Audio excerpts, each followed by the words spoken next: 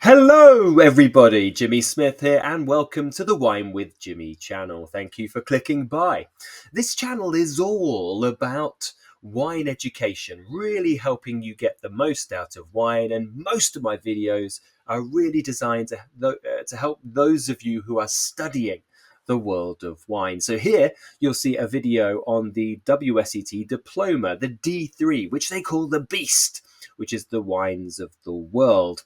Now, what I do here is create videos to really help you create a model answer, really helping you along the lines of understanding key timings, looking at things like command verbs and expressing critical thinking. All of these will combine to really give you a lot more confidence in terms of answering these often quite challenging questions. If you have a question or a comment, please get in touch by popping it on this video below on the comments section or by the online community forum at Wine with Jimmy. So in this video, lots of goodies to really help you gain your confidence and give you that extra flair to get the marks for your examination. So you'll be able to actually pause this and write your answer and then really line it against the model answer that I will run through. Very importantly, I'm going to go into key timings, getting your timings right, because many students have often fed back to me that they have ran out of time, they didn't allocate their time accordingly. So I'll talk about the timings through each of the questions and each of the sections. Also, command verbs. What key words to look out for to really help you then create your answer. Many students from outside of Britain do often need to really study this, and certainly if you are a non-native English speaker. And then also key points to be completed within the written question of note. And then I will really importantly reflect on the answers using the notes from the examiners, which are basically what you shouldn't be doing most of the time in your response. And all of this is going to be linked up by what we call critical thinking and really sort of linking key ideas, bridging concepts. Okay, so let's start with general notes of interest here, just to give you some nice little tidbits, some little bits of information, some hints. The examiners mention this quite frequently in their reports, and these reports are available to the general population. So, some candidates, as you can see here from what's on your slide, may be let down in their answer by their handwriting. It needs to be legible. It will not be marked. If it's not legible, you need to be able to read it. And then also, some of the answers can lack in volume, so the length of the answer.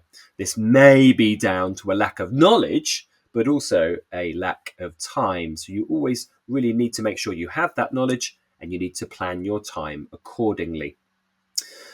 So there is 40 minutes per question, as it mentions there, but really we're working at about 35 minutes. I'll get into that on the next slide. And here is the question we're going to be looking at. It's a question from the May paper of 2021. Describe, that's your command verb, the grape growing, winemaking, and maturation of wines made in the following three areas: La Mancha, Bierzo, and Rueda. Okay, each of them carries equal weighting, so about a third. Okay, so before you pause, what I will suggest here is just around timings.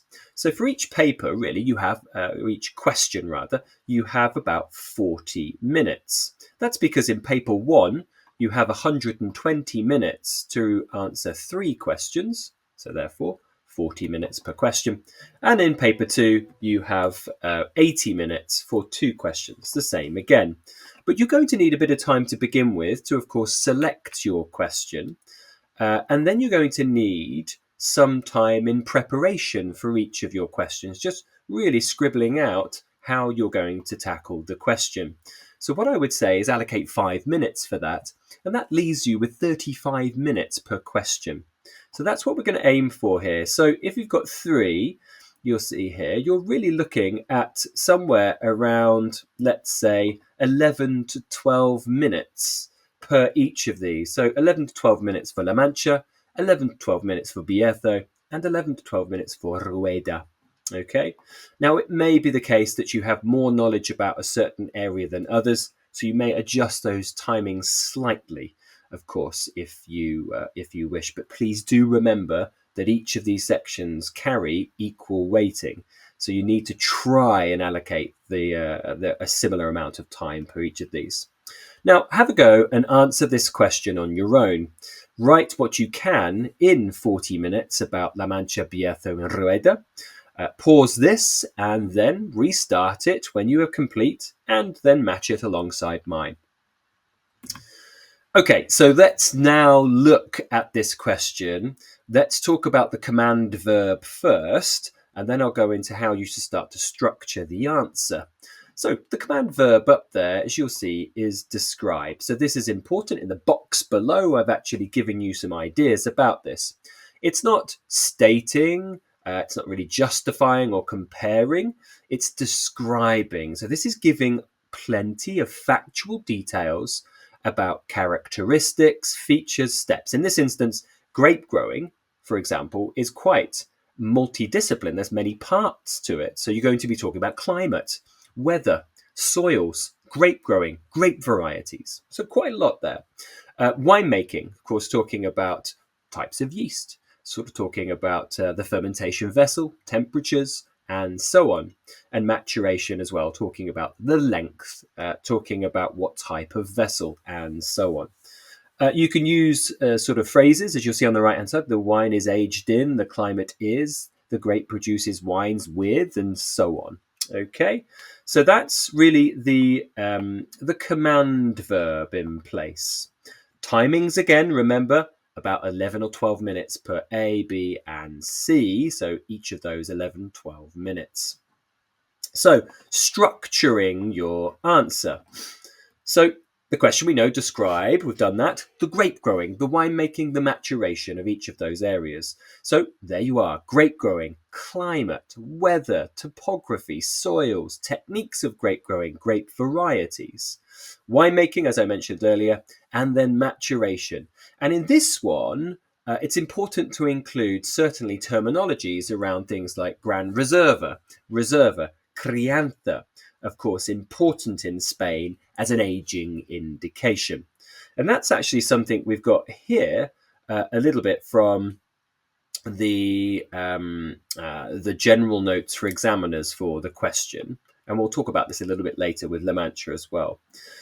So the notes from the examiners here are that this is 3 lesser well-known Spanish regions, and it didn't do well. There were very little amount of distinctions and many fails. There basically was a very low amount of knowledge of the geographical locations, which you must always start with each of these areas, but then also putting the correct grape varieties within each of these areas. Of course, it's very important that you have Mencía with Bierzo, you have Verdejo with Rueda, but also then don't forget about what we find in La Mancha as well. So it's really understanding that Spain is not just about the big areas. There's plenty of other really fascinating areas as well. So the first part was La Mancha. So describe the grape growing, winemaking and maturation wines of La Mancha. I've kept the command verb up there as again. Now with these, I'm not going to write prose as an answer. I'm going to give you a list, but of course you will be writing sentences in your examination. So I'm going to give you pointers that you must be including, and you'll see those up here on your slide. So there's quite a lot here, and I just want to note that I said 11 to 12 minutes per each of the questions, right? So that means you need to talk about grape growing, winemaking, and maturation in 11 to 12 minutes. That's a significantly short amount of time. So grape growing is definitely the largest of those. Okay, so maybe you would allocate something like, I don't know, something like 5 or 6 minutes to grape growing, and then something like 6 or 7 minutes for winemaking and maturation combined, because there is a less to know about those two. As you know, wine is mainly made in the vineyard, and there's plenty of things to talk about just there. So the location, first of all, of La Mancha is in central Spain, the central Meseta. Okay. And this means that this is very much extremely continental. So it has those very hot summers, which can be up to 45 degrees Celsius at their zenith, and then very cold winters, which can drop exceedingly low, even down to minus 20 degrees C. I haven't included Fahrenheit just because of space on the slide, but of course, please convert them. You can write in either Celsius or Fahrenheit in your examination. Rainfall here is very low because we are more sort of central Spain. We're protected from really the Atlantic by Portugal, and then it's hemmed in by different mountain ranges like the Beticos, and then also things like the central Sistema Ibérico in the middle.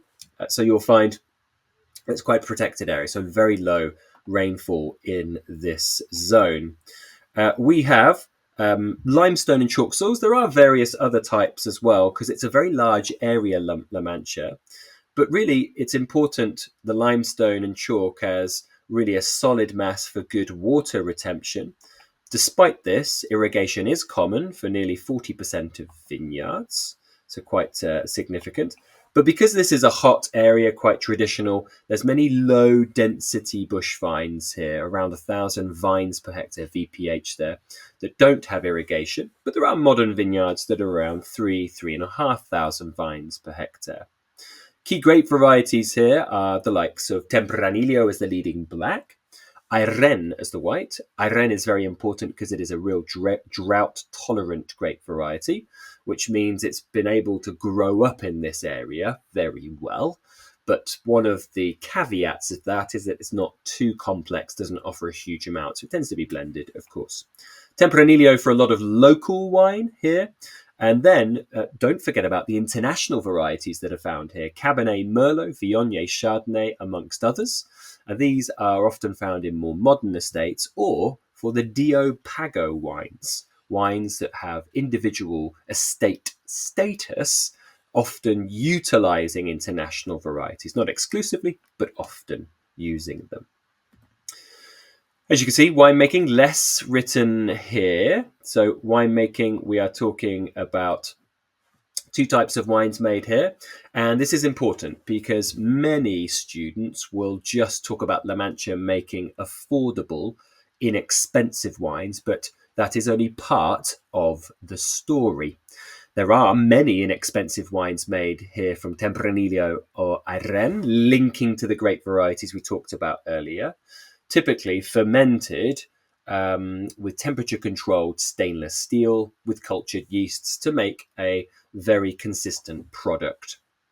But there are premium wines being made in certain parts of La Mancha, often at higher altitudes, and also under the labelling of Dio Pago, of which there are many estates in La Mancha. They are not exclusive to, but they are often made by the international grape varieties, typically with barrel fermentation and utilizing often ambient yeast. And you can go into more details here about lots amounts of cap management and even post skin contact to make very structured, powerful wines. And then maturation, what comes after fermentation. Inexpensive wines, of which there are many and many stay local, are released very early, typically the following year with no or little barrel aging. Some of these could even be carbonic maceration or semi. Premium wines like the Pago and the others can use both American and French oak barriques with some larger barrels too, and many of them are emulating Rioja in some way with the Crianza Reserva Gran Reserva, which is applicable to all Spanish wines. So wines with a certain aging length to it. Okay, great. So we have talked about let me just pause this. Okay, let's just mention a little bit from the notes from the examiners whilst I got attacked by a wasp. Now, a little bit about La Mancha, right? Too often, candidates labelled each of the regions with just one quality level, right? Like I mentioned earlier, just saying La Mancha, it's known for just inexpensive wines. Or sometimes mention entry level bulk wine. Yes, there's much of this, but remember, there is plenty of wine that have gone through more of the aging, producing wines that have those Reserva, Grand Reserva levels, for example. And also, we can talk about those Pago wines as well. For access to the remaining video and lots more exclusive video content with hundreds of tutor-led videos, please visit the Wine with Jimmy e-learning platform and sign up today. Cheers!